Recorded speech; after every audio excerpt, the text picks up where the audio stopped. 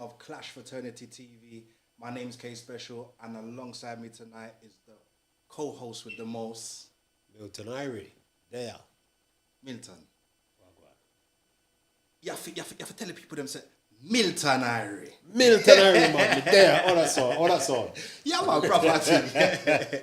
So people, we're back again for another edition. Big up first and foremost to all of those sending their feedback for the first broadcast with all the technical difficulties that we had and the support we had from you guys. It turned out to be a great success. So you don't know the thing already. We just say manners and respect, and please continue to support the show. Like and share. You understand? Of course. As you walk in, just like and share. Like and share. Well, Milton, this week we have a special guest. In the building. This week's special guest, people, I don't know if you can see him on the show. No, you're supposed to can't see him, man. Sovereign Roadshow, Skully. DJ Skully. Legendary Skully. Yeah, my respect. It's good to be here. Amongst friends and family, you know? Come on. You know what I mean? Come on. The little thing we would say we would try our thing. No, it's a good look, man. Some positive feedback after last week watching it, and the vibe on the street, man. It's needed. Yeah, you know, like we said last week, and I feel like we're just going to touch on it quickly for those that missed the show. It was an idea that I had personally, and it was an idea that Milton had of his own personally. Yeah. And one day in conversation, we brought it to light, and we're here now. So Took a while. Yeah. Big up to the real Clash fans, car. Those that know me know I'm a diehard. Yeah, for real. If you know Milton Irie and you know his That's right, from them times. he's a big Clash fan as well. So it was only right that we done something that could fuse sound clash and conversation. Yeah, man. And make people understand it on a wider scale, and also bring in the likes of yourself that can spread knowledge and history on the thing that we love, the sport that we sport keep that we love. fitting. That's the right You word. I think that is the appropriate word. Sport. That's right, yeah. It is a Because sport. I find not a lot of people really understand it as a sport. No, definitely not. When it is a sport. Yeah. It's a sport. 100%. It's a sport tactics. Yeah. We're always talking about it. Yeah. Tactics, man. So before we go any further, Yeah. like we always say, we know who you are. But to those watching who don't know who you are, or who may not be familiar with you, or know you but now can put the face, give them a little insight to who Skully is. Skully, my name is Sean Griffith. DJ Skully. Everyone knows me. Started with Sovereign from 1984, five. Till I was a young lad playing football. My cousins, Laurie and Robbie, and Lali is a family friend, and Tony Slington formed the sound from when they just left school, really. Like Milton Irie was one of the guys on the sound, so... I remember when you came about. You would do, yeah. Because my background now, I was a little bit, how would I put it? I was like proper street. Them time there, in regards to now. And I remember Skully started to come around the sound and he was well dressed. And I was like, weird. You know what's there? Proper thing. Yeah, he was I mean, proper suited and booted. You know what I mean? And, you know, to me, it was a little bit, you know, okay. But, you know, over the years, he's done his thing, man. Yeah, so started off around the sound. I was actually an apprentice footballer. So I used to sneak out from the digs I was staying in and string up the sound and then go back in. Sometimes I weren't even at the dance because I had football the next day. So, you know, them times that you just had the speaker with the wire. You remember the Charles? Yeah, that's right. You just wire Strip it with your teeth. Yeah, that's right. Strip it with your teeth. Yeah, you remember that, that? So, Cutters were around. that's right. So, for the first 2 or 3 years, I was just learning, like, lifting boxes and stuff like that, really. And then my cousin who was selecting the sound, and I used to like hand him the records, you know, because you'd have looked like. But them time there was a ranking. That's right. Yeah, exactly. You came from lifting the sound. Boxes. Yeah. That's right. Yeah. Then you know when you got control of the record box. That's right. Yeah. You know, say all right. And that's exactly right. And we're saying it like that. Yeah. It didn't happen overnight. No, not at all. I mean, You understand? It wasn't a thing where, all right, cool, things are on now. Yeah. So No. But I think to be honest, it all adds to your success because nowadays DJs, I find that because they haven't gone through the ranks. That's right. Yeah, you do miss out on a lot. And Yeah. You do listen. I agree. You know what I mean? Totally agree. So I've done that side of it, lifting the boxes, learning how to string up the sound and stuff like that, and gone from that to handling the records into the sleeves and that, and then Your apprenticeship, really. and then that's And exactly you've right, done your and then moving on to do the early warm, before people come in, And I always remember my first dance was in Hitchin, Brayton Road. Okay. I'd done the blues, and it's the first time my cousin said to me, "I'm going to play and then bring you in and let you play a bit later." And it was a bit longer, and then from then, I just got into selecting and liking it. I was always confident as a person speaking in front of people. Yeah. So I'd pick up the mic and say a little, say anything. You know what I mean? Yeah. Build up my confidence and think. But I was quite a confident person in general. So that was it. And then by them times there, you knew you had like 15, 20 people in the sound. We used to do a thing like partner once a month. Every man put in their money and voice dubs, and then I think I was 17, 18, first time I went to Jamaica, and then I went with my cousin, and then I started going on my own, and then learning, going to the studios and that, because we had family out there, so as I land, they'll come round and take me to different studios and that, and going to Cell Block, Arrows, Jammy Studio, and meeting artists. It was an experience. It was a good experience. And it was a learning curve, Yeah, it was a learning curve. So would you say that form of, we call it apprenticeship? Yeah, training, 100%. Do you reckon that formed the Skully, or do you reckon along the way that kind of helped the journey easy? Yeah, I mean, along its way? I think I was sort of thrown in the deep end at times. Do you mean? And it's sink or swim, and that was it. And sometimes I think you need that. You're playing in dances, big dances as well. Our rival was Gemini. Charles would tell you, and the rivalry. This is what we're saying from back in the day. Rivalry sounds. Sovereign and Gemini, it was like so personal. We actually had people in our sound that was cousins with people in Gemini, and they didn't talk because due to the rivalry of sound. And it was such a passionate. Which is missing today. Yeah, of course it is. Exactly right. And I feel like we were saying last week, it's too much of a, that's my friend. Yeah. It's a whole friend vibe now. So nobody really wants to get in the ring and show tune. And that's it. It's like you got a job to do. When you go exactly right. Yeah, that's what it is. That's the way you got to look at it. Yeah. And like you said, them days, it's like we said last week, from two sounds string up and along. By the end of the night. That's right. It was always competitive. Yeah. It was always competitive. And that's what's sort of missing, because it would be classed as a clash you'd play, and then say 2 o'clock, if the dance finished at like 3 o'clock, 2:15, man's playing dubs and say, yo. By a man and somebody's like, right. You want to see my man get a beating last time? Right, when it weren't even about that. It weren't even that. And women were in the dance and enjoying themselves same way. Yeah. And that's, and like I said, last week, the clash with Rolex and thing, it was the first time in a long time I felt that energy in a clash. Yeah. Where you've gone in there and I thoroughly enjoyed myself. It sounds them entertaining, hats off to them. Yeah. Women was in the dance. Involved from early as well. And taking part, where once upon a time Clash thing just turned to be a sound. Bull dance. Yeah. Yeah. Where, when we first started playing sound, there was coach loads of women coming. Yeah. Even in the back of the van. Women would travel in the back of the van. Charles, that's right. but you know yourself, Kay. Yeah. So, and that's why back then, the 80s and 90s, I'm glad I was around to live and experience. Yeah. Because I remember we used to play with sounds like Saxon, Unity, Coxon.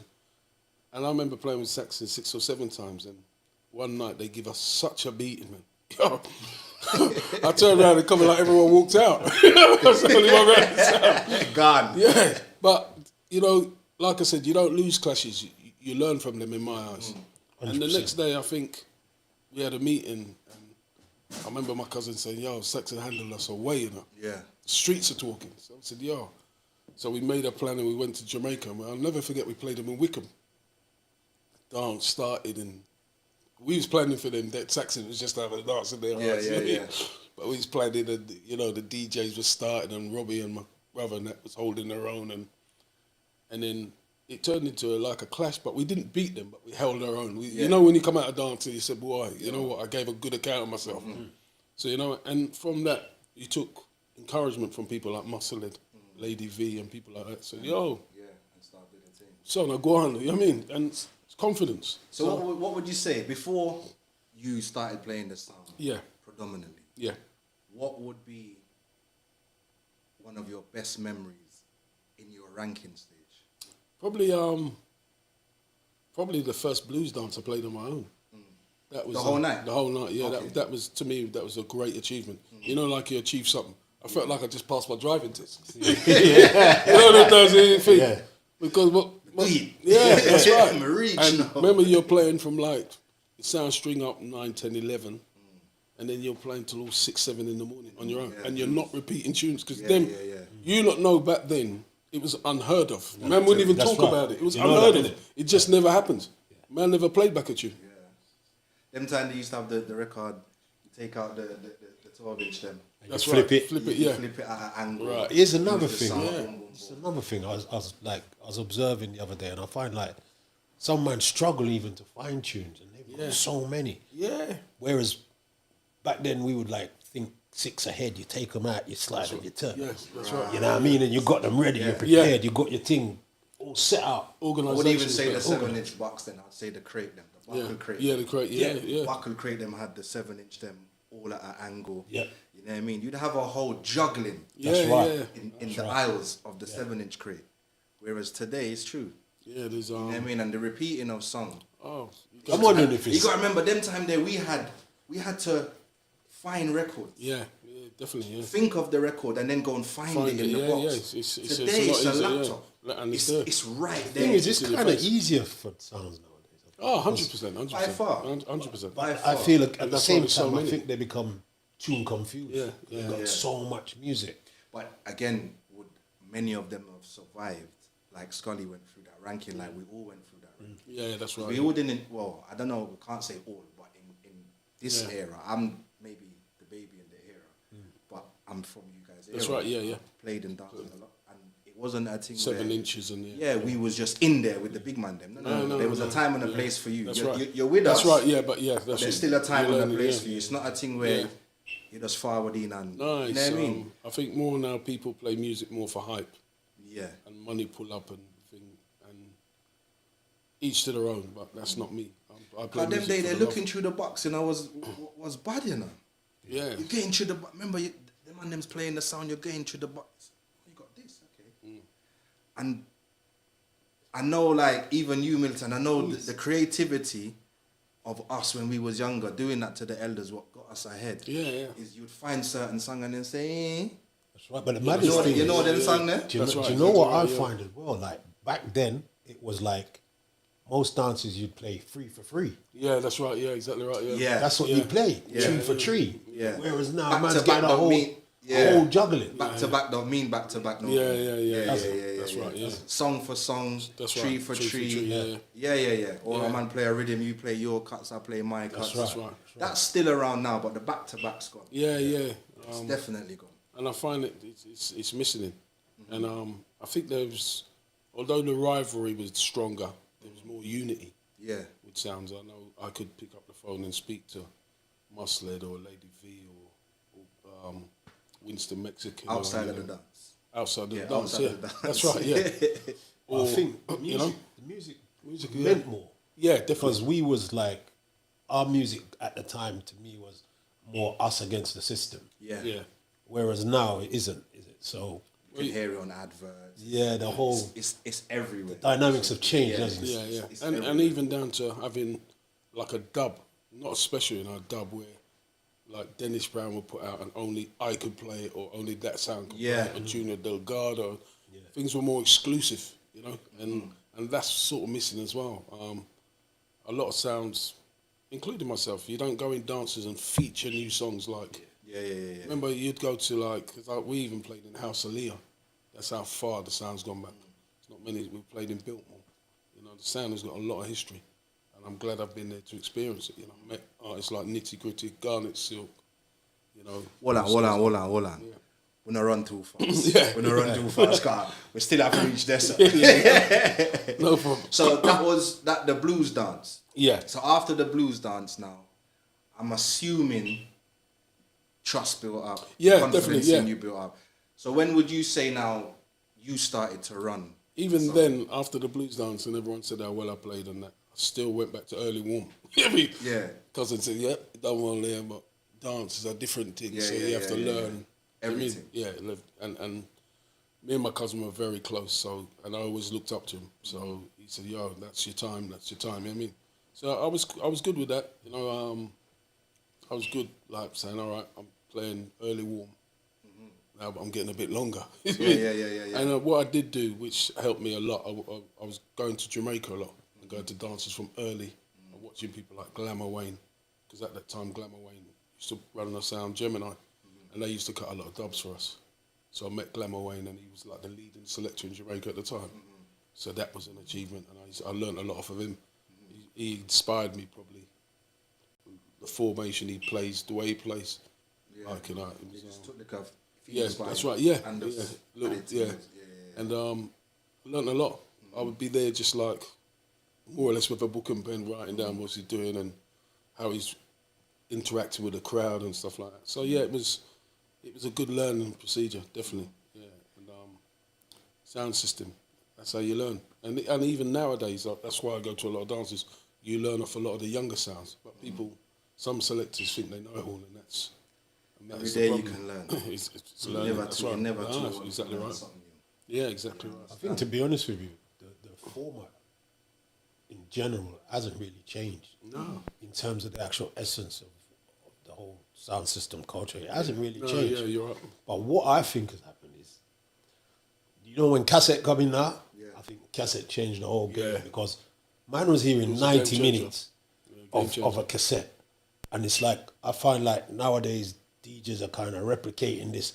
Their box is only kind of, it's built around 90 minutes. 90 minutes, yeah. Do you see what I'm saying? Yeah, definitely. Whereas like you're saying, you're playing in the blues, or you play from start to end. So that means you learn the tunes. You know which tunes relate to people's mood, timing at the That's time. right. And you're watching your energy off the crowd. That's right, 100%. And it's building the momentum, isn't it? Yeah, of course it is. It's building up that momentum, and then right. it's just keeping the vibe going up and up and up. Nowadays, because of the lack of knowledge of certain songs, and I think some people, even if you come into something late, there's enough people that start a profession or a trade late, but they study it. Yeah, that's right. Exactly Look right. at There the is a craft difference. and see, all right, cool. I'm new to this, but what can I do to make myself? Yeah, You know what I mean? Yeah. Stand out. Yeah. And I think that's missing today. Yeah, definitely. It's a nice sound system you learn, but I feel like you said, most of us feel like we know it all, and I say most of us as DJs. You know, like you said, the 90 minutes of a box, the not featuring new songs. Most times you'd go. You'd go and a man would play. This is a new reading. Yeah, now as people are coming in. Yeah, now as a man doing something they hear about fag break and and drinks and them something. Definitely. So we bring that back in. I think it's for us to bring, because it will work, you know. Yeah. It can work. It's for us to say, you know what, every dance I'm gonna feature at least 2 new. Yeah. You know what I mean? And then the next man will forward in, and it rubs off. Yeah, definitely. It's about delivery, though. That's the thing with new tune. You got to know that you got the crowd in the palm of your hand. Yeah. In order to deliver that. Yeah, definitely. Again, people is just so coward, isn't they? Because sounds nowadays are kind of quite I think coward. as well, sometimes it's the area you live in as well. I think it's easier to express yourself in somewhere like London and Birmingham because of the radio stations. They're hearing. Come to somewhere like Luton, East Anglia side that's right. We lack radio stations. I remember the first time when I played the Irie. I went to Jamaica and that tune was mashing up the place. I think it was Mark from Bass Odyssey voiced it and said, "Skully, I advised that song." Then I voiced it and I said, "Yeah, come back, I got to dance." Played it. Everyone stood up. Like, what the hell is this? I was listening to it. Like a big speech and blah, blah, blah. And everyone just stand up and say, "Yo, what is it?" People need time. And then a month later, it was like the biggest tune. But what did help me, then people say, "Yeah, Skully first played that tune." And I remember when he come back and played it. and that's it. Now look at it now. Yeah, so and it's still a tune I can play now. So you know, it just shows. But it is down to I think more than a lot of the selectors had a lot more knowledge in general because they had to learn it. Where nowadays everyone can be a DJ or a soundman, and that's not being disrespectful to some of the other younger sounds. That stuff are readily available, isn't it? Well, That's basically what it is. right? Everything's so readily available. Like you touched on earlier on, it's like it's in abundance now. Yeah. Dub plates in abundance. Same as Everyone's got dubs now. Yeah, if you never had a link back in the day, you Got ain't one getting. now. Yeah. Remember what I mean? Oh, you know, you have to send a Clark's go down right, the yard to yeah, get that. It's the to get that show. Yeah. It's, Yeah, the day that we have a set down, A barrel. things, You get me? Barrel and Or amplifier or yeah, that's right. something. You'd have to something. a Real to phone or real. something. Yeah. It's To the get way it was, done. yeah. Yeah. That's it's how the it way was back then. Yeah, no, for real. Remember No, this? And you have to wait 2 weeks for it to come by bail. Yeah. I was in a, I remember going to Arrows and I was voicing some tune, and I said to the brother, "Yeah, I want that tune," and the artist said he's there, and I'm not going to call the artist's name, and he said to me, "Yeah, you can have the tune, and one of them like them trainers you have, are you?" So I wanted the tune that much, and I ended up taking off the trainers at the end of it and giving them the trainers and giving them a little money and thing, and that's how it was. It was just like, it was just laughing about it. I mean, Yeah. Kick off his shoes, I was like, "Yeah, I'll take them." And, I mean, That's it. 1,500. that's right, yeah. Tune And Vice. them artists now you can't voice, yeah. Tell a man say I can give me shoes now. Yeah. If you get that in your head, Scandal. get it in your head time. But back in the day, that's what I mean, it was more, and the difference is the respect from the artists was different. You have to remember a lot of the new artists that haven't bust around sound systems, so the respect ain't there. Yeah. To me, the thing was, England was like the place. The place, yeah, 100%. Whereas it's not anymore. No, 100%. Yeah. Or Europe. Europe, yeah. And them Because kind they're of spending money. I mean, I know, without naming too many sounds from England used to go into, and it's something I witnessed, gone into the studio and locked the studio for the day. Blah blah's in there. Oh, and you see them spend the day voicing. It's a queue up. You know what I mean? And that's money spending. You know what I mean? Real money. Real money spending. Yeah. And now to voice them artists, there you're talking about now, Buju and Wayne Wonder and them artists. Grands. You're talking a good amount of money. You know, and you know, it's just the way it is. But there is people out there who will spend that money. You know, but this is not one of them. We're soon reached that part there. You know? No, but no, before we touch on it, it is high though. The price them. Oh yeah, it's ridiculous. And it's got to work, and it has to come back with the artist and respect the soundman. Yeah, man. And that's gone out the game. But you know, it's the only real music culture that does anything like that. Yeah, that's true. You send money down, and But when you look at it in comparison to R&B artists, Yeah. whatever, it's cheap. yeah.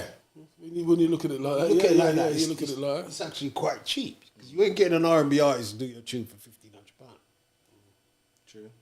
But then, would you get the same effect? That's the other side of it. So people pay for Depending on the artist. Yeah. But you'd have to it's the money you'd have to spend to get that artist. But then you're saying that, you know, there are some artists that do it and don't charge that money.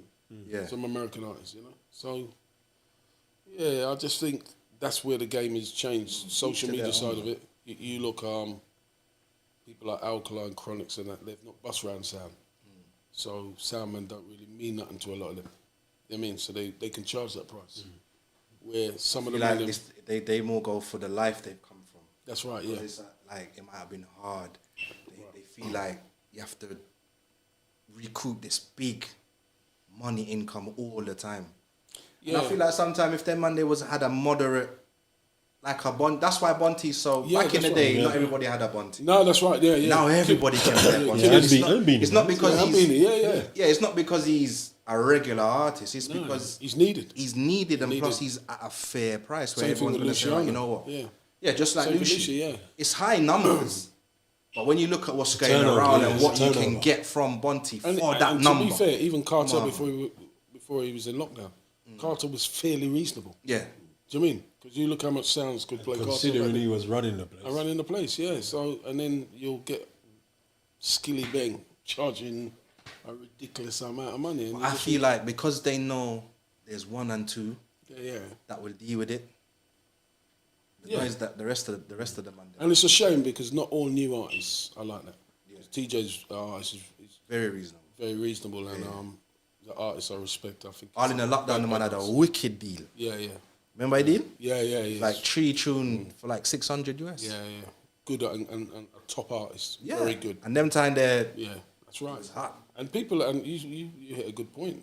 Remember lockdown, people sounds ain't making money. Yeah. I speak to a lot of my friends that play sound system in Jamaica for a living. I'm saying, how do you lot cope?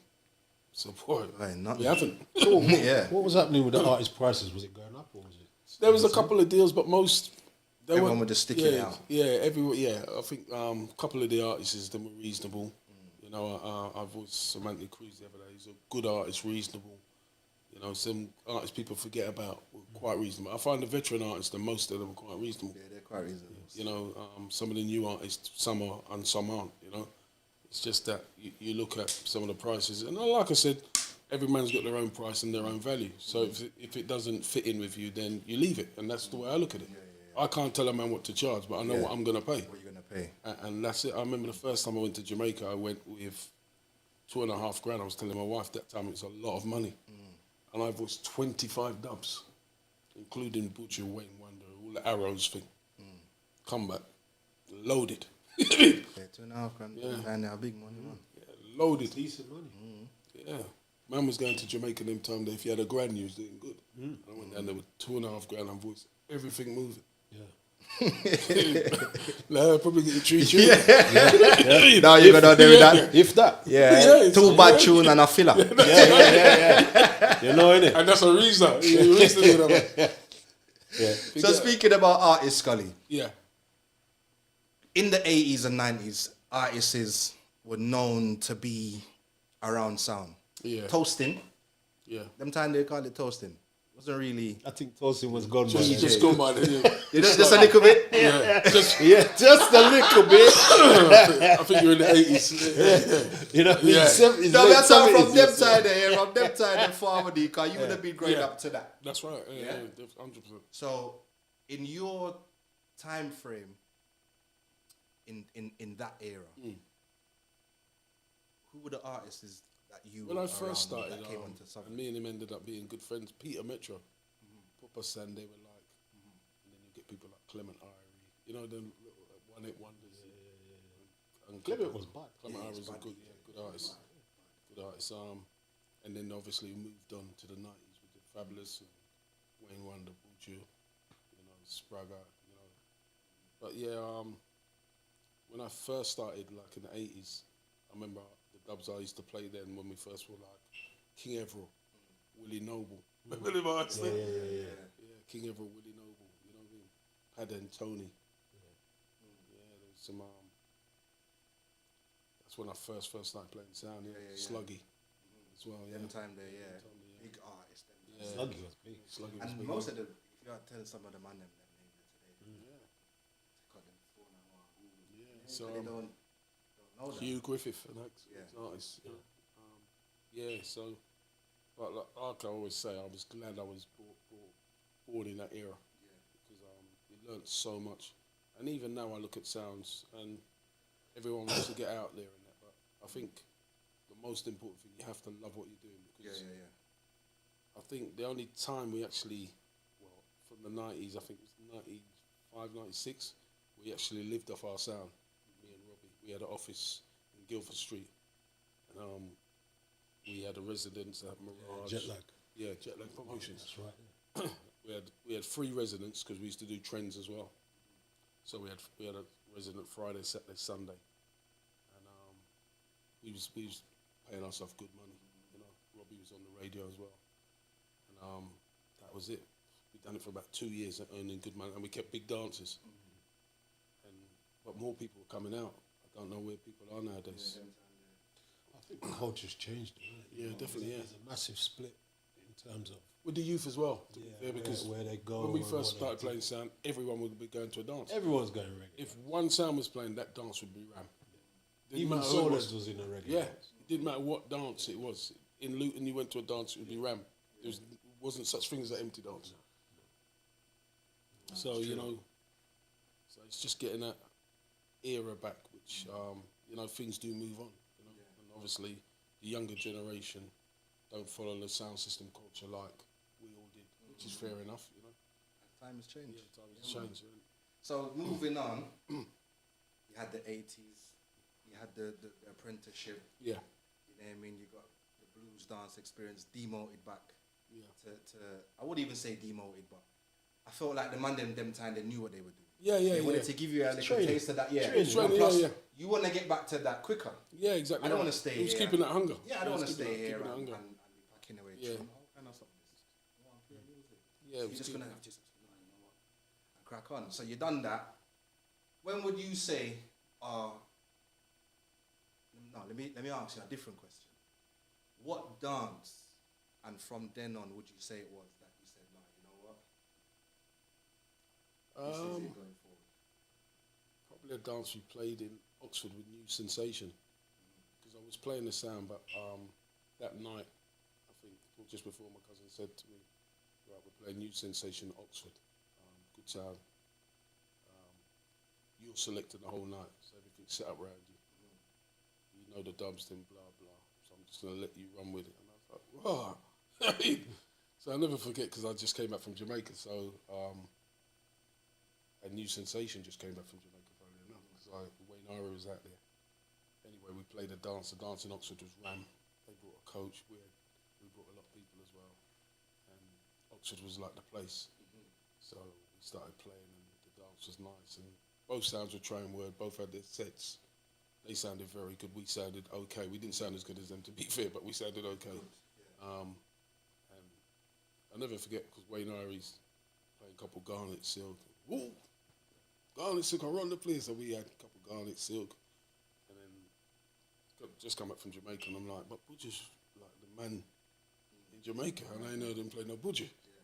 So I said to the man, and I said to my cousin, how come he ain't played no Budger? And I said, I wonder if he's got Budger. And I said, he must have. He just come back from Jamaica. Said, yeah, Wayne Irie just played a couple Budger, and they couldn't play no Budger. They could not play no Budger, and that's probably was their downfall of the dance, because we saying, how can you come up from Jamaica? Budger's the leading artist, and you never voiced no Budger. And you, as the man who they put in charge for the night. That's right. So I was playing beer Budger, and the man said, oh, I'm going to play a Budger. When he played the Budger, it was Stamina Daddy, but it was on 45. So I knew he couldn't play no. You know what I mean? But them times it wasn't like a diss. Yeah, that's right. You could incorporate. Yeah. 45. So that was my memorable dance, and after that they just allowed me to play the sound. I think after that, until we had a dance, our first dance abroad, I think it was 1992 in France. So I'm thinking to myself, I'm the main selector, so I'm going to be going. You know what I mean? There had two DJs going, and they needed a selector, and I'm like, yeah. So must be me. Pack my stuff and everything. So you're packed bag already? Yeah, ready to go, man. So yeah. Yeah, I got bench. Cousin said, nah, man, we got to dance. Like, I said, yeah, I got to dance a Healy way, man. I need you to deal with that, man. We're going to do the dance in France. And I was like, wow. I think he's done it to keep my feet on the ground. Yeah. When I was like, boy, I was looking forward to that. He said, nah, man, you're going to have your time, you know what I mean? You'll have your time, man. Yeah, because I was like being a young selector on the sound. Yeah. I mean, that was the hot thing, and I'm playing, and trends every week and Riri, and I'm like, must be going. It's got to be me. So they sort of use that around me, and to be fair, it grounded me. You know, cousin said, you'll have your time, man, but right now, it's a big man thing. So, Bill. So back then, what was it for you? Was it more like dance or with 45s, or did you play more dub play back? More dub plates. We'd still be like juggling, but a lot of the dub plates was juggling dubs. Yeah. You know, so even now when I play, I still play. You never hear me play and not play a dub plate. Yeah, it's just done. I have to feature a couple dub plates. If you're not Skully, you're not Sari. Even if it's two dub plates. Yeah, you have to squeeze one or two. But it's something I've been brought up doing. Yeah. So you know, and so and from that, you know, Road does tech on. Yeah, we did, and we done well. We started getting double dates then. So the sound was really busy, and it was good times. So what was your first clash? My first clash, boy. To be fair, I've been. I'll tell you that. Can't even remember. Let's go backwards. let's take a step backward. Sovereign's first clash. It would have been with probably Gemini. That I can recall. Probably with Gemini. Yeah, it was because Gemini. To be fair to them, they was running road at that time. They was the big sound in Luton. I think it's Gemini and Falcon. Everyone was talking about Gemini because they had some girls called the hostesses. Okay. Yeah, a group of girls everywhere they played. They was this. And they was out before us, so they was the main sound. We was playing catch up. You know what I mean? To them. In fairness. So big up Lawrence Palmer. Lawrence was the man. So you take over the sound. Yeah. And it's on you now. Yeah. Remember, it's a sovereign of them name now. Yeah, so definitely. Skully is now the front runner of the sound. Yeah, and I remember playing. Them times I was living in Northwest by Stonebridge, and the sound was from Luton, and we had a clash with Volcano. Sound. Volcano was the big sound down there. Never forget it. It wasn't built as a clash, but it was sovereign. Well, it was a sovereign versus Volcano. The fly said, you know what I mean? So it was built as a clash anyway. We've all gone down there. Good dance. Volcano were like the big thing that time, and we were the big like country sound in our eyes. You know what I mean? So we've gone down to Northwest. Remember, I lived down there. So anyway, the dance was carrying on. Word was throwing, and next minute I just see Bottles throwing. Yeah, never forget Bottles throwing from over their sides, throwing bottles and stuff. So we started throwing bottles back. In the end, the lights come on, and then I had a lot of family down there, so they cooled it all down, and the dance stopped. They had to stop the dance and brought our sounds out. And I'm probably lucky. I was from down that way, so I knew everyone. I said, "No, man, Skully, a young youth, man." And what helped me, I played football, so I was known in the area as the footballer. Not the so troublemaker. the troublemaker, do you mean? So I said, "No, let me get the cool man. Let me get the, you know what I mean? It's Rara's cousin and brother, and it was good, but it just shows that's how passionate people was about their sound. Do you know what I mean? Back then, and after that we played Volcano a couple more times, and it was always ended up on a clash, and they always had a good sound system. Yeah. Always had a good. Rest in peace, Lincoln.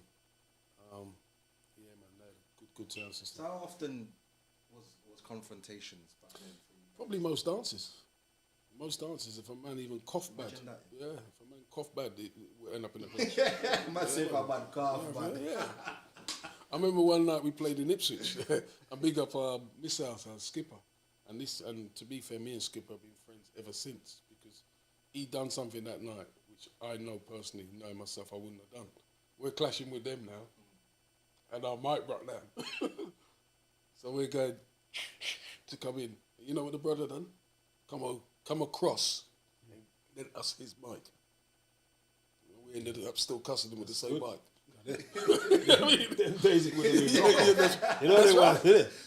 Pack up your things. When the brother done that, and me and the Mackenzie family, Skipper and his brothers are my friend, and we're friends up until now because I couldn't believe that they'd done that.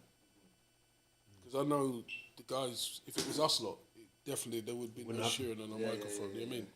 So just little things like that you remember and thinking, and Miss Al today still a big sound in Ipswich. And nice guys, you know what I mean? So the respect goes way back. Yeah. Until now. Yeah, until now. Yeah. So your biggest clash? Can we say today? No, we're not gonna jump. Them time there, establishing yourself. You know the box now. You're playing sovereign confidently. Yeah. There's no hesitation to your thing anymore. It's out and deliver. I think one of the biggest clashes I played was I remember it was in Northampton. It was Sovereign, V Rocket and Fat Man. First time I ever heard V Rocket, to be fair. And I was playing the sound again that night. Me and my cousin, and he was like, "Who's the sound V Rocket?" Country sound, you know what I mean? Because Fat Man turned up before us. It was in MFM Club. And then we turned up. Everyone's got their sound system. Imagine Fat Man was on his way out then. Yeah. He must have been. Yeah. So he's like, Fat Man, we ain't gonna have no problems with Fat Man. He was quite confident, Fat Man was, because they wasn't on the scene as much then. Still a very good sound. Yeah. They turned on, they sounded all right. to be fair, they sounded better than us, but we sounded okay, and they sounded a little bit better, but there weren't much in it. So I was like, yeah, all right, game on. And then V Rocket come, and yo, when the man them strung up and turned on the sound, wicked sound. I was like, wow, wicked sound. And I thought to myself, yo, we've got a clash against this sound here. And to be fair, I'm glad Fat Man turned up because. Water don't yeah. I remember V Rocket said, Fat Man, you don't see her earlier come. You're not playing nowhere. V Rocket saw real and start cuss Sovereign. Oh, nobody don't know that little song. And I was like, wow, V Rocket. And when they turned on, man. And them time now they used to play a lot of jammies. Yeah, they used to play a lot of jammies. I heard V Rocket one night in Starlight. Yeah. First time they come to Luton. Yeah. Warm up with about 10 Frankie parts. Yeah, they warm up, in a brother. Well, Unity used to control the jammies selection, and they had a very good connection. I think Fat Man used to do tubbies or something like that, or jammies as well. And big sounds, and it's good to see them sounds are still about now. Because if you look back now and you see how many sounds have dropped out, or packed up, or parts, or been off the road for 10 years, you know, there's many of the sounds that you name now have come back. They was off the road for 10 years, 15 years. Yeah. And then people say, yeah, they're loaded. They would be because they haven't bought dubs for 15 years. So you can come and buy dubs. Yeah. One thing with Sovereign Roadshow, we've never ever come off the road. Never ever. I was going to say that's true. Charles would tell you, we've never ever come off the road. Because I know that, but a question I ask for you to answer for people to hear is what's kept you so current? What's kept you still going? I'll tell you what it is with me. I'm not scared to listen to the youngsters. When I would ring someone like Chin Up, Dirty Decks to use them and say, yo, what's playing, what's going on, what's in the streets? Do you mean? And you need to be current with what's going on. Where a lot of the men, they're stuck in their ways. I would play a younger sound. Win, lose or draw, it makes no difference. Yeah, but you got that, because there's many of guys that are out there, your age bracket. Yeah. But they don't do it like that. So I'm saying, how do you still be able to deliver? Is that still the listening air from how the young? Because you're still current in the nowadays dance. Is what I'm trying to say. Your deliverance is still like of that MC, whereas you got certain guys and the name as well. The name, when you mention the name, it still resonates. Yeah, to be fair, we're quite lucky like that with the groundwork that's been put in, because Sovereign Roadshow, most of our bookings are out of town, like Leicester, Leeds. We're all over. We get a lot of out of town bookings, as well as. But I've more started now doing my own dances, organising my own dances, rather than playing on a dance with 10 sounds. That doesn't interest me. I'm more looking for the quality of dances than the quantity, because before lockdown we was on every dance. Yeah. And sometimes it sort of waters down your brand. And I remember me having a conversation with my wife, and my wife was saying, you run, because I always say we have to run our sound like a business. She says, yeah, but, you know, when you're out everywhere, in the same places in Luton, you're watering down your brand. Look how long you've been playing sound. So it's true, you know. It's nice when people listen. Yeah, it is. Yeah, it is. I don't know if she was saying that because she wanted me to stay in. So, but it did make sense. And I said, you know what? And I sort of took a step back and said, you know what? I'm going to cut out playing with a bag of sounds because you don't get to play. It's no good going to dance and play for 20 minutes or 10 minutes. So what I do now, I'd go to a dance early and do the early warm and then try and play again later. Because the younger sounds need to shine. People have heard me, which is fine.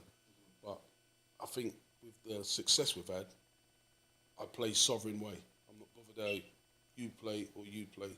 That's my way of playing, and that's sovereign's way. So we've got identity. Same thing with Ronnie Biggs, because Ronnie Biggs is a key part. He plays a lot of the big people dances, but that's his lane. So we try and stay in our lane. I'm comfortable, I can switch over, but you have to have identity, and a lot of sounds haven't, and that's the most important thing. Play sovereign. In terms of Ronnie, you said Ronnie. Yeah. When did Ronnie join the sound? Ronnie joined the sound in 1995, and I'll tell you how he joined the sound, because we was playing for the Reggae Boys with Stone Love and V Rocket up in Wales, and we drove up in a space cruiser. We went to watch the game first. Parked space cruiser up with our clothes and our dubs in, and someone broke in and stole all our record boxes. And God, it was a terrible time.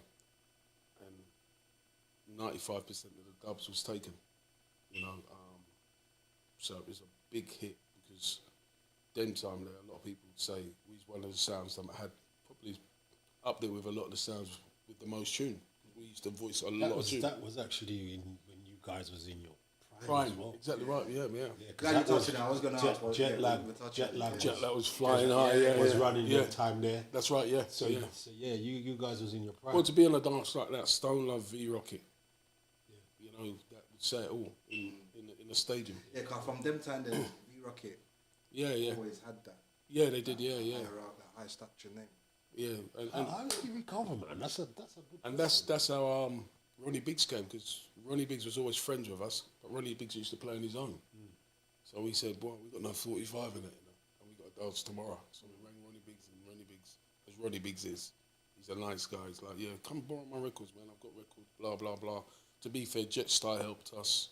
A lot of people helped us, you know, put it on Goldfinger's show that we've had our dubs stolen. We never got nothing back, but we had a lot of support from people to help us. And because of Ronnie Biggs' record selection, he came with us and selected, and he was using his records to play, and he ended up joining the sound, And from then, we've not looked back. He's just been there with us. So that's... So what was the dub recovery like, though? Very, very difficult, because even like the big tunes, we had like Garnet Silk, Dennis Brown. We had everything. Junior Delgado. We was... That's why a lot of the sounds we play now, they missed a lot of the sounds. Wasn't cutting dub then, or cutting to the way we was. So we had everything. We was fully loaded. I mean, we had tenor saw. I mean, it was one of the few sounds of, I think it was just us and Unity and someone else. We voiced 10 Nitty Gritty down to Saxon, because we played Saxon one night and they gave us such a clarting with Nitty Gritty. We only had two, and they had something like, I don't know, but it sounded like they was playing them all night. So I remember we had a show, we actually brought him saluting, and then we voiced him after that. He became a good friend with us. But yeah, so that's how Ronnie Biggs joined the sound, and we got through that era. But I knew from then, the rest of the guys were losing interest. Like my cousin Lloyd and Robbie and that, they were losing interest, because that took the sting out of it, because... It was like, we're never going to receive certain dubs that we had then. We're never going to get them back. Do you mean? And from that, they sort of took a back seat and just let me get on with it. Yeah, cause then it would have been one takes. Yeah, it was. Yeah, that's right. Yeah, one takes. Yeah, we had a few dats, because everything was done in dats. That's one take. And we got a lot of the tunes of cassettes, because fortunately then a lot of people used to tape the dances, or if we had a dance, we used to tape it and then we give it to everyone in the sound. Everyone wants a copy. But there'll be a time in the dance where you'll warm up, but you'll play beer dubs, or end of the dance when everyone's gone, you'll be playing dubs. So we got some dubs back that way, but we didn't get, I think we got probably 50% of them. We didn't, we lost a lot of tunes, and you can imagine how disheartening it was. So after that, a lot of people took back seat. Some man went to church. So some man took pastor. Took it personal. Yeah. The man took it personal. Yeah, it was No, but you got to look at it though, Milton. The man is playing some rotted songs. Yeah. You've invested. Garnet by the chocolate. Uju by the chocolate. Yeah, we had Tenor saw by the chocolate. Yeah. So you can give a man any kind of track on the lawn. On the back of anywhere you buck up any song, you can give any amount of chat, but now you have to kind of keep a going. Yeah, it was, because I remember we used to play a sound called Classic Wonder from Reading. It was a big sound in Reading. And I remember them, I was listening to cassette the other day and say, yo, we are weird fit if you play your tenor saw. We are weird fit. Well, that time our tenor saw was long gone. So it's just, you know, and big up Classic Wonder, Solo and them guys. Another good sound. But there was a lot of good sounds out and a lot of respect. Yeah. Every area had their sounds, you know. So it was good, but yeah, it's that took a lot to get over. Yeah. To be fair, it took a lot. Well, you moved on. Yeah. And the sound was persevering. You mentioned a lot of the UK counties, like Reading, Birmingham, Manchester. Yeah, we used to travel a lot. Coventry is another one. Leeds, we up and down the country. So motorway know you well. Yeah. We to be fair, with the sound, we do still get a lot of motorway journeys. The name is established, you know. I think for a while, because Sovereign Syndicate was off the road, then people Yeah. Used to try and get it mixed up. Mix up the two. Still happens. Yeah, yeah, and Sovereign Syndicate, they're good guys, nice guys, and we know each other well, and they're a very good sound, but they're completely different from us. Do you mean? And they're probably one of the baddest sounds in London. So, but people do, because even people say, "Yo, who's the other sound? Is it still you?" And I said, "No, Sovereign Syndicate, completely different." You know, the respect is there. Of recently, I noticed you had to implement back the road. Yeah, Sovereign Roadshow. Yeah. From they come back out, because it was just Sovereign Sound at one time, because Sovereign Syndicate was off the road. Yeah, but now I have to put Sovereign Roadshow because. So who was the first? We came out in 82, 83, I think. If I remember right, they came out in 89. It was still like a 89, maybe 90, but I'm sure it's something like 89. Yeah, 89. Yeah. So, just to clear up that roadshow. Yeah, Sovereign Roadshow was first. Yeah, they will tell you the same thing, because we used to keep dances in Brixton, because my cousin Laurie used to live in Brixton, and we was friends with Little Andy, and it was Little Andy's brother who was involved around Sovereign Syndicate as well, with Barry Dollar and the rest of the guys. So yeah, the relationship has always been okay. Yeah. Two sounds of it, you know. So, Motorway knows you well. Yeah. I hear you mentioned France. Yeah, it's funny by. So did you, before you go further, did you ever get back a chance in that era to take an overseas booking? No, we're not talking like when you was running road. We're talking about the time when you thought, no, it must be big game. No, I didn't. To be fair, no. I think they had a couple more dances and they done it. Because then they would say, yeah, but we know what type of music like and how they play. Yeah, so, but you know, I'm actually glad it happened, because it was something I always said. One day I was sitting down, I said, got to get into Europe. And by chance I met a guy called Rahul, an Asian guy, and we become very good friends. And he was doing business management, very educated guy. And I was telling him what I want to do. That's why I had a dance outside Watford one night, and he was flying. And we got talking, and he said, "Oh, you got a sound, blah blah blah. Let's come and listen to you play." And he was into reggae, he was into dancehall, and very knowledgeable. So he said, "What's your plan with your sound?" I said, "Well, we play out." And he said, "Yeah, but you need to hit Europe." And I said, "Yeah, it's true, you know." So he says, "I've got a plan." So I said, "All right, come and see me. Come and see me Wednesday." I'm thinking, this guy, no, you mean? Yeah. So he turned up, suit on and everything. You know what I mean? Come open his briefcase. I'm like, here we go. And the brother had a plan. He said, "I've got the big names in. These are the big names. Do you know any of them?" So I said, "Yeah, I'm friends with Mataron. I'm friends with Black Cat. I'm friends with Metro Media, blah, blah." So he says, "All right, contact them and find out how much they want for a tour." So I said, "Yeah. And what?" He said, "Well, what you do, book them and put Sovereign Roadshow. So it'd be two of you." So I said, "All right." So I've got the names, saw Mataron one night at Uptown Splurt, Robert Ranks. He used to do it. And I said to Mataron, just met him, and I said, "Yo, blah, blah, blah." Told him about the idea, and he sort of fogged me off. He said, yeah, man, this is my number, give me a link. And I said, "Okay then." So I called him. "Mate, Skully, remember Skully from thing?" He said, yeah. I said, he's in Harlesden at the time. I think he was with his sisters or something. So I've met him, told him the plan. So he goes, "How much do you want to show?" So he's told me. And I said, "All right, can you drop it a little bit?" He said, "Yeah." "How much shows you going to get?" So I went back to Raul and said, "Mataron's giving us a price, blah, blah, blah. It's a good price." And he said, "Yeah, it ain't bad." So he's gone and done the groundwork. So he's contacted all the promoters in Europe. So he wants a tour with Mataron, blah, blah, blah, with Sovereign Roadshow. KSpecial, he got 15 dates. One time. Done his research one time. So he's like, wow. So Mataron was like, "You sure you lot got 15 dates?" So I said, "Yeah, we'll give you money, half your money up front and blah, blah." Because Tony didn't know us then. See, when we come back, I'll never forget, I had my X5 pulled up. And he jumped in the front, and I gave him an envelope with about 20 grand, asking if I lie.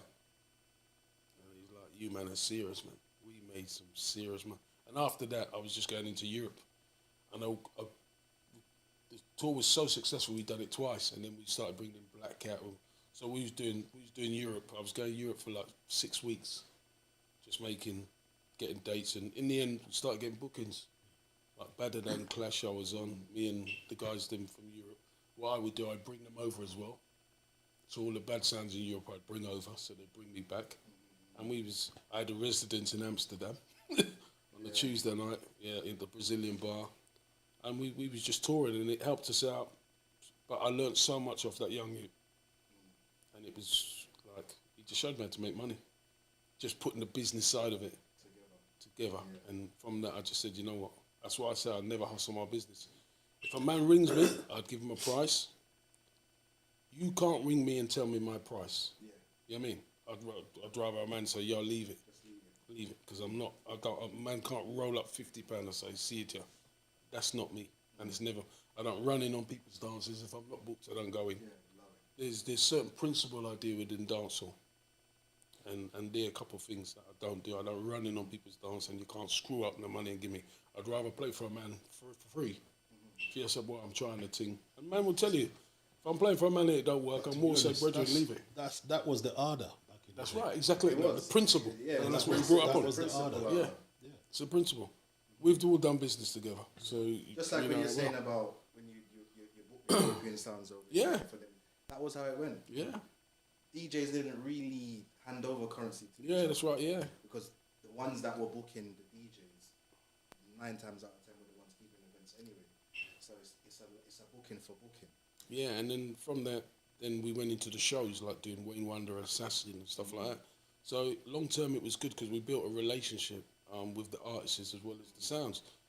And that relationship still stands today. So, you know, but it's just little things like that you plan and you think, you know what, this is what we got to do.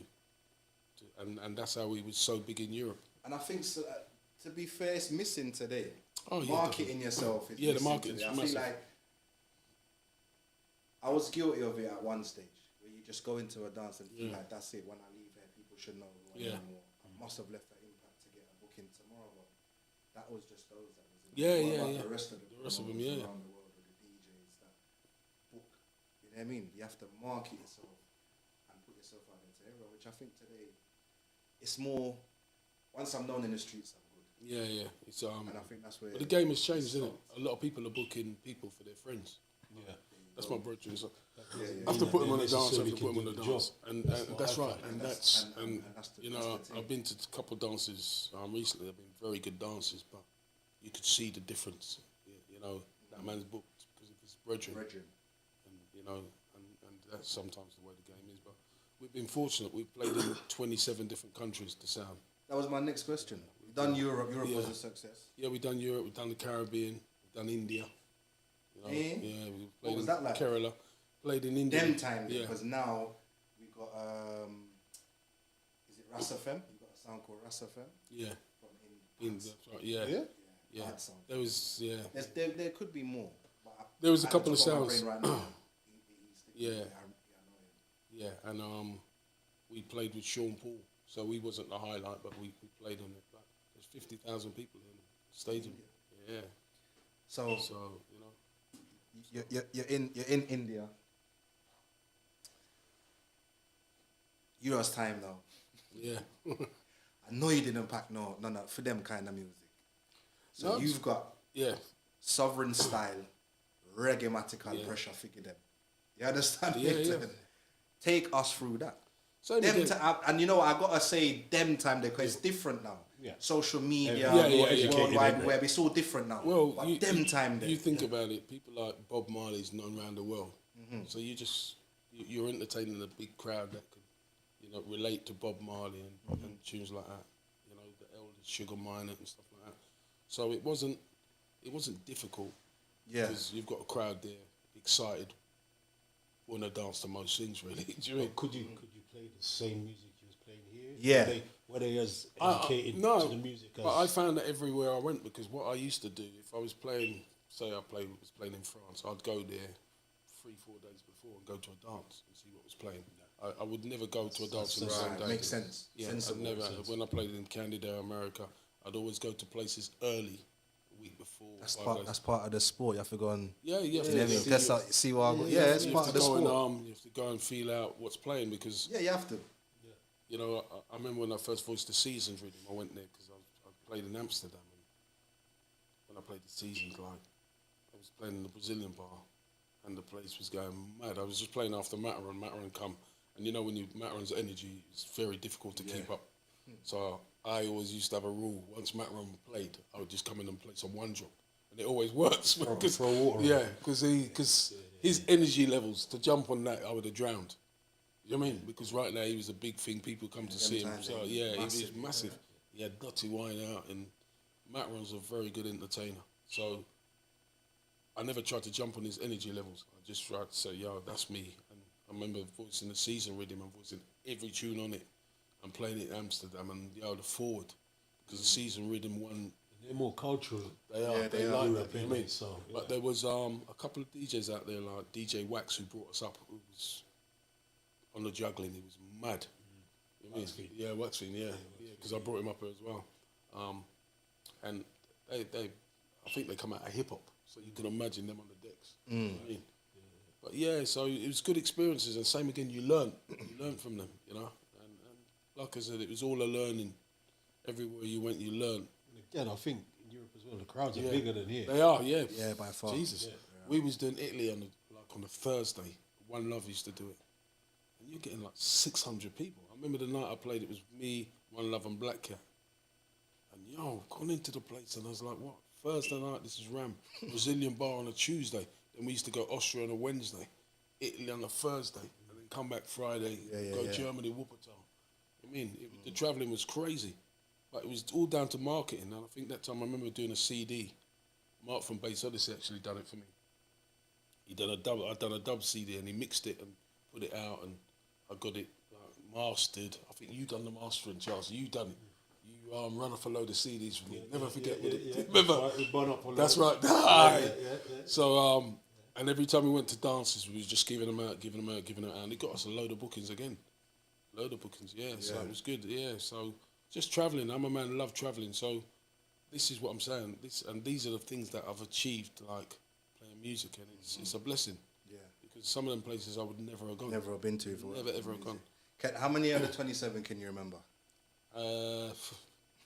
The only one I haven't done is Ronnie Biggs done. Ronnie Biggs done Tampa and that. He does Florida. Yeah. He's got family out there as well. That's the only one I haven't done. But I've done most of the other. Ronnie's been quite a lot with me as well. To be fair, yeah, we've done Poland. We've done loads of places. Like, what do you mean? What would you say was the most challenging? With language barrier. Yeah, Austria was difficult because I went there a couple of days earlier. And you see now they've got loads of sounds. Yeah, them times there. Yeah. I remember, and the guy wasn't being funny. He said to me, and this really took me back. He said he didn't know black guys play sound system. Huh? That's what a guy said to me. He said I didn't know. He said because remember in some places just white guys. He said. Scully I make looked so confused. Scully make when the guy said it to me, I was like, Scully make all the producer laugh. But that's what the guy said to me. The guy said to me, I didn't know black guys play sound system. I said, what do you mean you didn't know black guys play sound system? Because we're in a white era, and it's just like we're all. Because most of the sounds in Europe, them time, there's just white people on it. There's no black men on those sound systems. Very rare. I mean, I remember playing against a sound called Bad Fish. Yeah, but nah. John, some of the names, you know, it's a laugh, man. Yeah, I played a sound called Compost. Yeah. No, but there's some real. We're not gonna call them, but there's some real. Sound. That's the next sound. Yeah, that's I played against. I played alongside a lot of these. But sounds. you know what? I'm gonna try and remember it. But it's got the zoom zoom sound. It's got a meaning. The PUM. Yeah. Is it? So it's not related. It's not related. It's not derogatory. Yeah. And it's got a positive meaning, but I'm just saying, brother, you could have found our next way of express it. You see me? You could have just called the song our next I'm name. sure that helped with popularity. But it's abbreviated or something. All right. Oh, okay. That's why there's two of them as well. Yeah. If you know what I mean, there's two of the words. You know what I mean? Split it up two. Yeah. We'll let you, man. Yeah, so like we said, so meeting different cultures and learning of people with different languages and stuff like that. The language barrier has been a thing. Going to Gambia was a good experience. I went to Gambia. I was out there for 2 weeks with V Rocket and Get a Genius. They put a tour on, and that was good as well. I think Frank Paul was on stage. Which country would you say you got the biggest for? Boy, that's hard. Yeah, that is hard, to be fair. I remember one night I played with Black Cat in Italy, and you know when you leave a dance and you think, I've held more than held my own, and even Panther said to me, "Yo, Ma, you weren't good night now." And I'm saying, "I'm holding you." He might Ma you. Oh, is it? Yeah, Panther already. So yeah, but me and him are good friends. But yeah, Italy, it was an outside dance in Toulouse, I think it was, yeah, and 2 sound systems and the crowd and thousands of people, and it was just at it, me and him. For the night. Yeah, and it was a really good night. Yeah, so good. Canada, I played in. It's more of a juggling dance. Weddy Weddy. Canada. Yeah, Weddy Weddy playing Stone Love. That was another experience. So yeah, there's been some highlights of dances. Yes, traveling abroad's been good. The only place I haven't been, which I would like to go, is Japan. That's one place I've never been or never played. Oh, to play music? Yeah. Okay. We've got a date. We're going to Egypt in March next year, the 21st. You see, when you was forwarding into the business, you would have never thought that. No, definitely not. Going to Definitely. these places, or it would be possible to. Yeah, definitely. But I've realised and interviewed quite a few of them. There's sounds in some places where you think, yeah. do they even play reggae music there, let alone have sound to cut dub plate? So to go to these places now is just like, it's exciting. Yeah, new challenge as well. Back in the day, you would have never said, "Boy, I'm going to Egypt. I'm going to play some." You understand? Yeah, but it's like building that network again, you know. And I think that's the thing with a lot of sounds in general. They don't build a network. Yeah.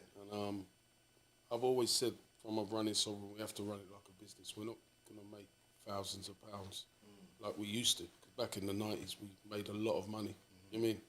I remember Robbie keeping a dance in Bedford. Never forget, it was us and Tim Westwood, and he went the next day and bought a BM, brand new. That's how much money he made. Back then. I remember keeping a dance with Sovereign, Pay As You Go and Heartless Crew on a Thursday night in Watford, and there must have been over 800 people. And at one stage, we was charging £35 to get in. You know, and that's made some. That's the most money I've ever made in being involved in music, because that time Heartless Crew was the big thing, and Pay As You Go, and them two would never play together. Yeah. And I've done it with a guy from North London, Buckhead, rest in peace. He's dead now. He got the 2 guys together and said he could do it. So me and him done it, and it was crazy. Sure. Was that in Area? Yeah, Area. That was the night when they brought out he was the young you at the time.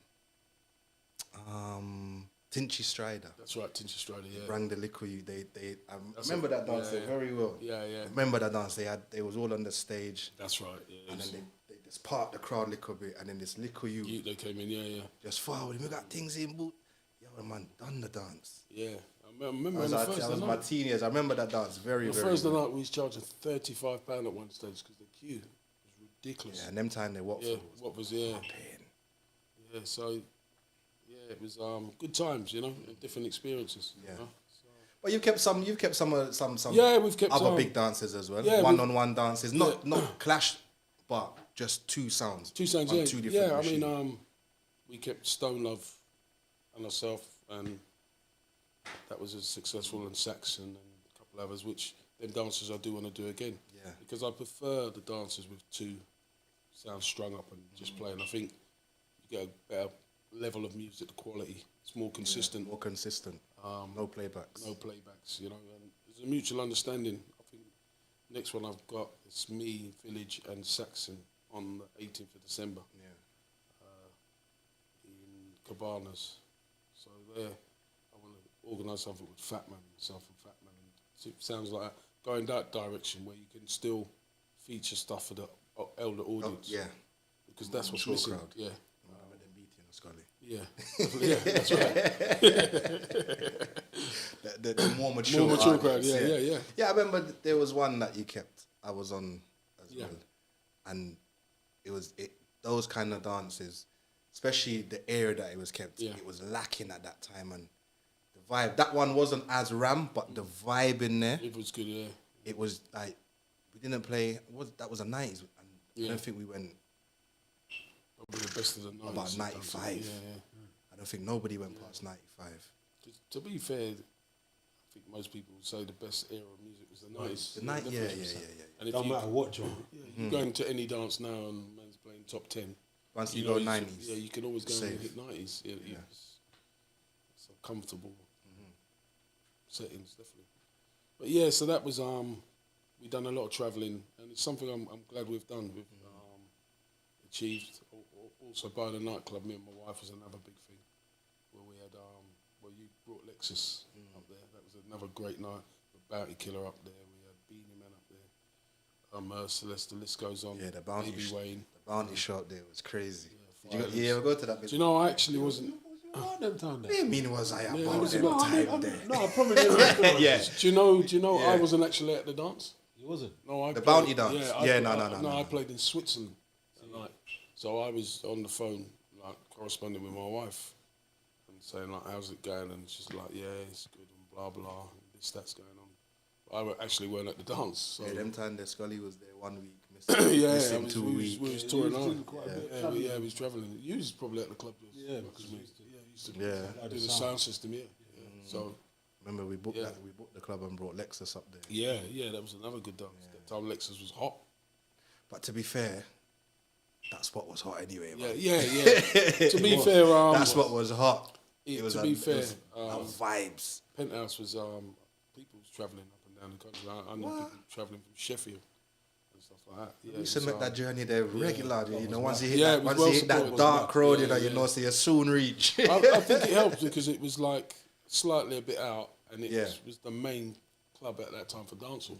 People was travelling from all over, so it was another good part of the journey. You know, and like I said, it probably couldn't have happened without my wife. That's where I find a lot of women, they look down on soundmen at the time, especially back in the day. Don't deal with him as a soundman. I mean, obviously they got the reasons. Some are true and some are not. But I think you need the support of your partner when you're doing these things. Yeah. And it's a big part I of it. remember saying that you can't recoup. Yeah. Especially, well, back then you could have. Yeah. But today, once you're spending them grands, you know, you're not really making You ain't that gonna- money. And you it's a ain't- you ain't non-profitable gonna- business. You can't sell. When you finish with it's a sounding, hobby. you can't sell. That's a hobby, man. Yeah, it is hobby. Yeah, it is hobby. And that comes to another thing, like recruiting younger blood. We've got and you guys understand Dapper, but you know he's just joined it. He's taking his time to learn. Yeah. Tell us about that because, we know. Yeah. That obviously, there's somebody in the sound, but like we were saying earlier, you're still current. Yeah. Your name still rings, as Milton says. It resonates to people when you hear Skully, Sovereign. So you're not gonna play sound forever. No. So I know Yeah. you personally know that this ain't happening for now anyway. Yeah. But Yeah, I want You're to try making- and bring. you're Yeah, we're making- trying to make the journey. He seems serious, and so far so good. But you know, it's a decision me and Ronnie Biggs came to because we do everything together. If he says no, I say no. It don't happen. We both have to agree. on it. Yeah. Agree on it. Partnership. And Ronnie plays a big part in it. You know, and we've spoke to Dapper. He's good. He's been around us. Dapper's a youth, keeps a lot of dancers in Peterborough. Played for him many times. So we know he's got an element. He's got an element of a crowd, but you know he's bringing the right people in, and we do want some youth on the sound. Not even youth, some new members, but they have to be the right people, Worthy. and exactly right, and have the right brand. They work with the brand, you know, because we still need to play the Sovereign Roadshow way. Yeah, and it's very difficult because me personally, if we don't, I'd rather let it go to the grave with us because your legacy is still there. Do you mean people remember rather than someone get it and drag it down and say, "Yo, no, you so bad," you know what? Do you mean? Because we put in too much work, and like I said to people, you can't give your sound to anyone, Yeah. and that's they've got to love it and respect it. So yeah, that's So the transitions is Yeah, we started. It Yeah, I started. started. Yeah, definitely started. But that's a step going forward because I feel like some people are not even prepared to have that talk. Yeah, 100%, 100%. You know what I mean? So as long as the transition started, And to be fair, anyone who approaches me who's serious, I will sit down and have a conversation with them. But you have to be serious, and that's very, very important because it is our brand, and we've invested and spent a lot of time in it. So it's like anything, you know. So clash-wise going forward, anything to look forward to? We've got a clash lined up with Infinity UK from London. Is that going to be a clash? Yeah, it's a clash. Infinity UK. That's supposed to be in March, early part of March before we go away. That's a young sound, right? They're fairly young, good sound, good juggling sound from London. Young, right? Very active, yeah. You know, nice guys. You know, whether they can last the journey with music, I don't know, but they must know what they're doing. But, they're a good juggling sound. I know they're a good sound. I want to sound like a banana. But you know, respect to the man. Like I said, I don't mind playing younger sound. Yeah. You know, it's one of them. And we've also got something lined up with Lord Gelly's Andrew Fresh, Bally's Keeping. You know, I don't know if it's a clash or it's hardcore juggler or meets. You know, but Andrew Fresh is another one. He's a selector. It's got to be. Respect. It's got to be Sovereign Sound and Lord Gelly's. Yeah, yeah. There can't be no letter, word, slash in between the two names. Yeah. Because that means matchup. Yeah. Allow me to tell? Yeah, yeah. True. It's got to be Lord Gelly's, Sovereign Roadshow, £10 at the door, £20 at the door, liquor right up, and that's it. Once you put meats or meats, Yeah. It changes the whole Changes, narrative. yeah. me personally, I'm not gonna lie to you. Yeah. I'm I'd like hoping, to that, see the I'm meat, hoping right? that there's a little word or a little symbol in between the two. As a Clash fan, But then, like we said earlier, going back to original, you probably don't need that. Yeah, you don't need that. Yeah, yeah. I mean, Andrew. no, but you see, the thing is, the two general them respect them one another, don't? Yeah, Andrew. To me. So But there might be a little big here and there. yeah, a little elbow in the ribs or a little tap on them. You know what I mean? Yeah, I've just left it. We want the man to go into the dance and not say, oh, when me a player now, anything me say now is allowed. Yeah. You understand me? What I see the war. That's the game, innit? So, you know, I'm still speaking to think that'd be Pop about interesting. it. Very interesting. Yeah. Two sounds from way back. As Yeah. well. And good sound. Lord Gelly is a good sound. Andrew Fish is, to me, is probably one of the top selectors in the UK. So, yeah, I mean, take dances that make sense, and that's it. You know? And that's another thing. You have to make dances that make sense rather than taking a dance that no one's going to attend to. You know, I'm still looking to keep that brand where people say, what Sovereign to play, rolling out because people are going to be there. And It's very being important. more selective. Selective with your dance, yeah. And that is something that I'm looking seriously about. We didn't play out the beginning when things opened up because I had COVID, as you know, and it touched wood, I never had to go hospital, but it did take a lot out of me. So, I mean, Ronnie Biggs, we had a weekend in Leeds. Ronnie Biggs he done 3 nights up there, and then we had the dance in Leicester with Ecstasy and that, which I didn't attend, and 3 or 4 other dances like out of town, which I just said to promote. I've got COVID and I'm struggling. Even now, I've still got a cough. I'm back on the scene, you know. So, because your health is important. Got to say rest in peace to Corporal Billy and Keita General, 2 more generals that have passed away. So, you know, this is why we have to live life, you know. And enjoy what we do. And enjoy what we do, exactly Keep right. the love in Yeah. it, keep the And the love, you said the right word, because when you're clashing, it's not personal. No. It's not personal, you know. It's not, but I feel like everyone's sensitive. Yeah, I mean, yeah, I suppose you have to know. Generation. Like we was discussing last Yeah. week, you know, like when you're versing a man on the stage, it's whatever's on the stage. If you're from the area, you understand it. It's not sensitive stuff. It's because you want to bring badness into it. Yeah, that's you want right, to yeah. excuse it. Yeah. Because if you know sound clash and you know the protocols, Yeah. the blueprint, or where it's come from, yeah, it got a little bit worse, but the words got worse as time went on. Do you know what I'm saying? Yeah. The language changed. Yeah. And once that language hit sound clash, it kind of stayed there. And that's what we all came and see the screen. You know, all of them, you know what I mean? The Sky Juice, them saying the same. But even things. then, there was a lot of fun in the dance. This is what I'm saying. This is what I'm saying. Back then, it was allowed, it was fun, and it happened now. 10 seconds. You step off the stage, dance done. Scully, you want a drink? Yeah, That's why and it's changed now. Dance with Rolex. yeah. I was just going to say was refreshing. That was Do you know what? That's the best dance. I'll tell you what. That's the best clash I've been to since the Love Injection Saxon. That where I've really gone and enjoyed myself, because the humour, the sounds from both sounds, the energy levels. Do you know what I mean? Hats off to them, because it was it sort of set a level. And like I said, and then the together at the end. Yeah. I mean, taking. It's the whole vibe. It's, was like proper. you said, it's very refreshing. And to be fair, like I said, you don't lose clashes, you learn from them. I keep telling people, I would clash anyone because it's not something, I don't look at it as losing. You learn from them and you become a better you're all right. Yeah, much better. And this is where people, you look how many sounds that they got so much done and they want to clash. And they're the biggest critics on the keyboard. Oh, this. But half of them never clash. Or don't even understand. Or don't understand the it. business. Or not attending dances. It's always easy to criticise until you're on stage. Always easy to criticise. So being on stage, Scully, car time I run. Yeah. So who would you say gave you your best clash and your hardest clash? Which sound? Boy, hardest clash. Probably my best clash up to recent was probably the Champions League, because I enjoyed beating Quincy in Northwest. And even which though some controversy. Yeah, that's right. I feel like we need a rematch for that one. Quincy say it, you're not. Yeah, but Quincy's not worth playing. I'm saying it on camera. Come on, me playing Quincy. No, I'm playing. Everyone stays in their lane, innit? Quincy's not relevant.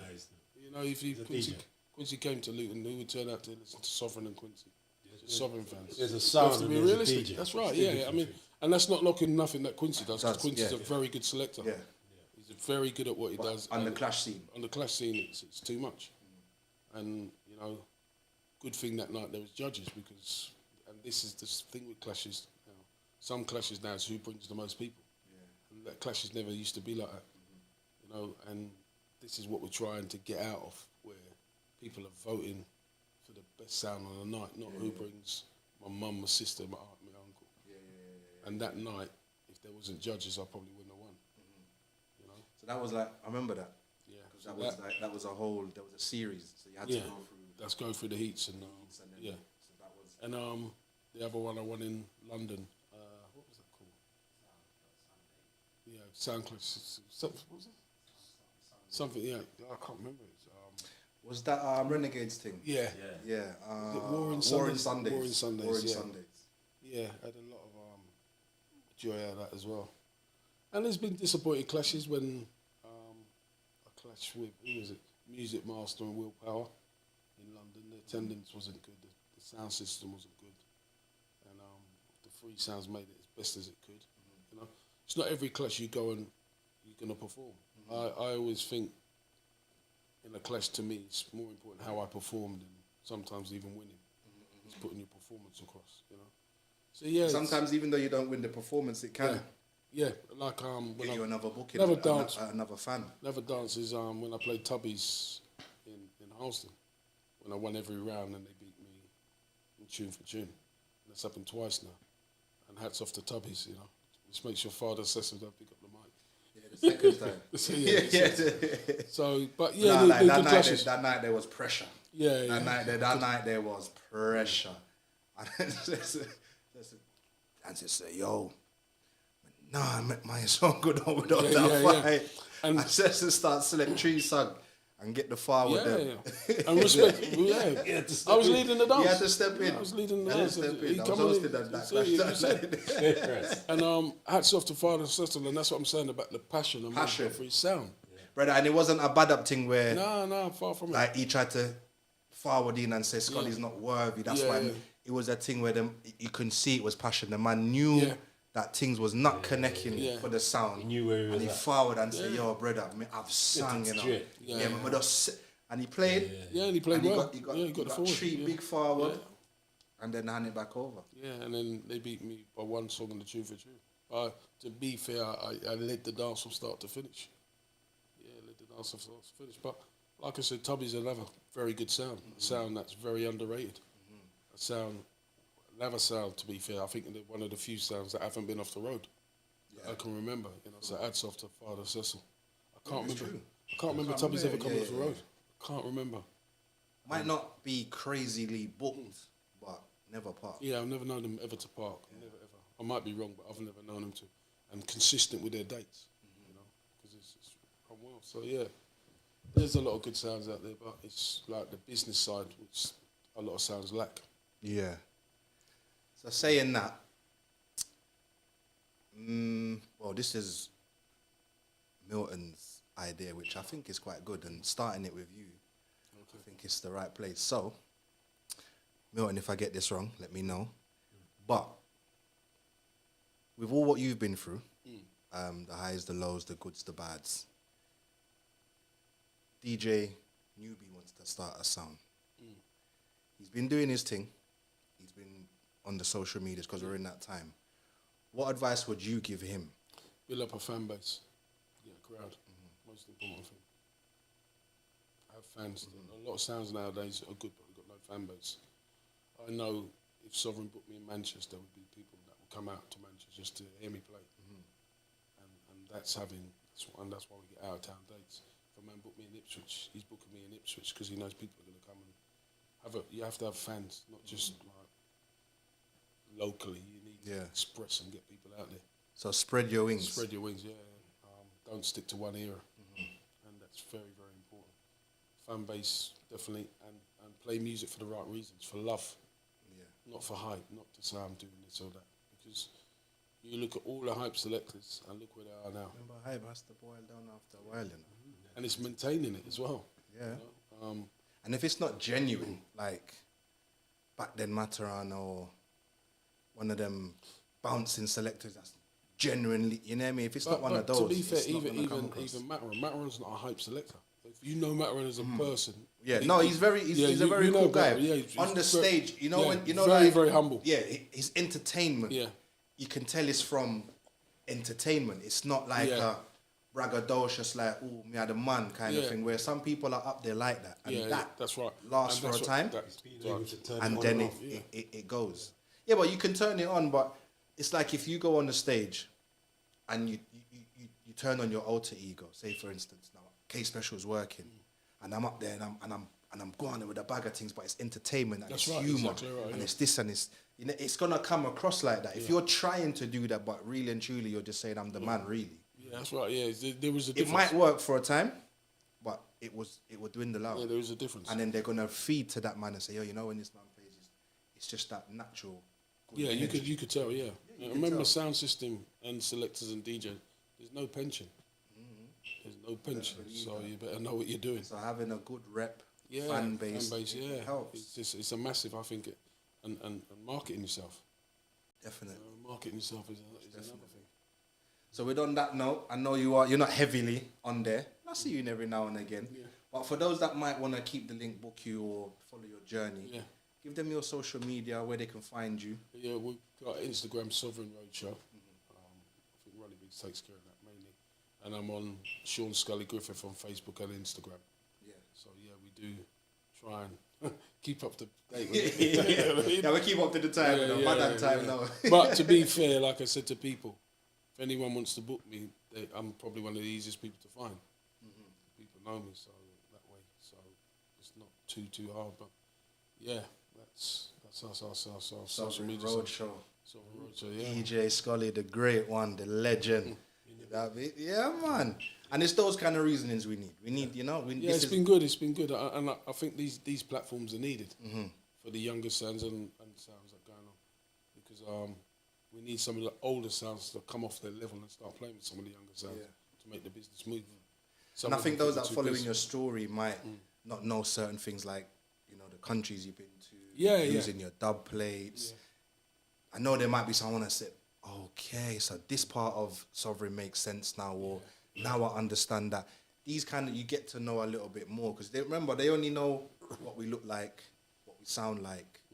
That's right. But they don't know who we are. You know what I mean? So these little sit downs. And even to like the artists, we brought Shabba Salute, we brought Nitty Gritty, Josie Wells, you know, the list goes on, Clement Irie, you know, Bearish Sanchez, Wayne Wonder, you know, Luke D, the list goes on.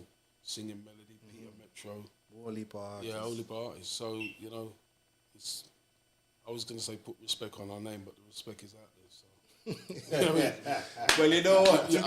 You have to respect it. To be fair, if he didn't say it, he wouldn't be Skully. So big up to those watching. If Skully never had that out there, he wouldn't be Skully. Yeah, it's true. It is what it is. No, but people should know. It's not. People just think You earned it. we've earned the respect. Yeah. Yeah.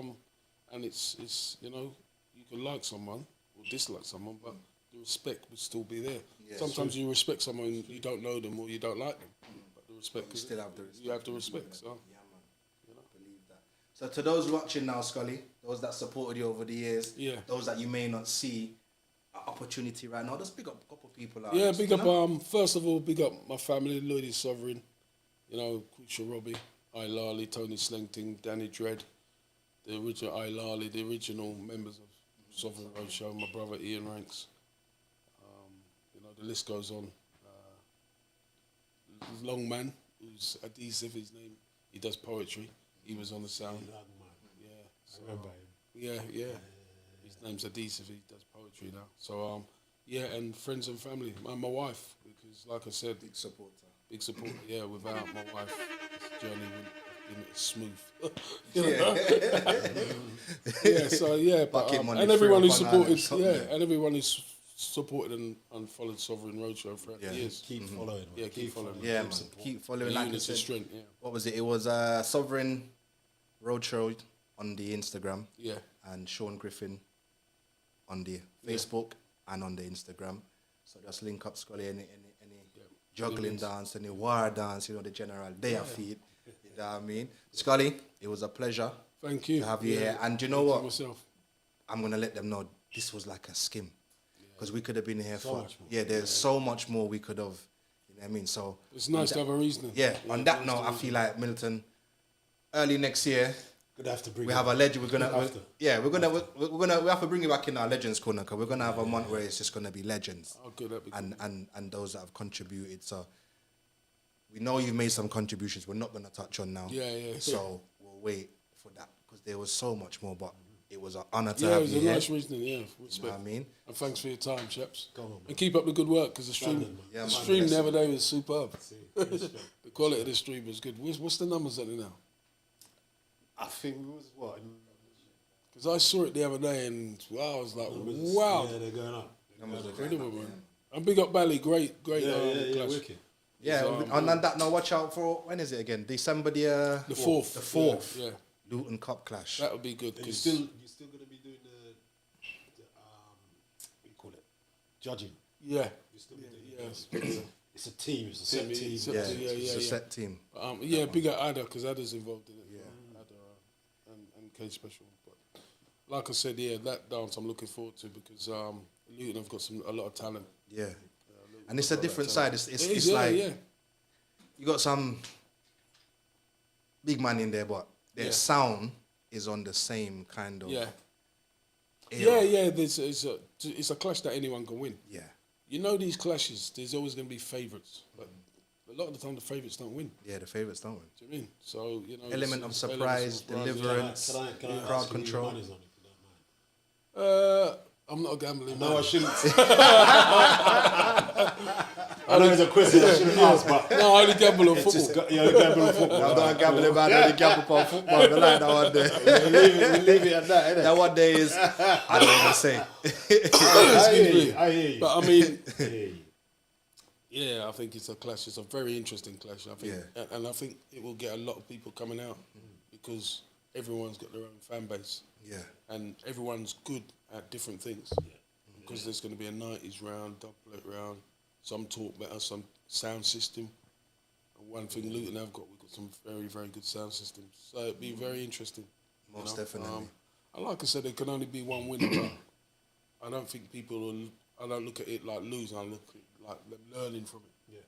Of course, because they're coming up. Yeah, of course it is. We can't play sound forever. you know. But what I will do is will say there was a lot of very good sound systems and selectors in Luton. Very, the quality has gone up definitely over the years. But when I first came to Luton, same again, there was a lot of big sounds back then, you know. So, you know, it's just keeping it on a level and keeping the respect and the unity in the community, which is important. Stuff like this helps. Yeah, man. Yeah, man. So respect. Pleasure. Yeah. It's a pleasure, like we said. Beginning Thank of the you, year. my brother. Beginning of the year next That's it, year. love. We'll most definitely have you back on the Legends Corner. People, there you go. There you have it. Thank you for your ears and Another eyes. edition. Yeah, man. Thank you for your ears and your eyes. We must say good morning, good night, good afternoon to you locked in around the world. If you can't be good, be careful. Yes, Milton. Till next week. Be good. Be safe. Blessings.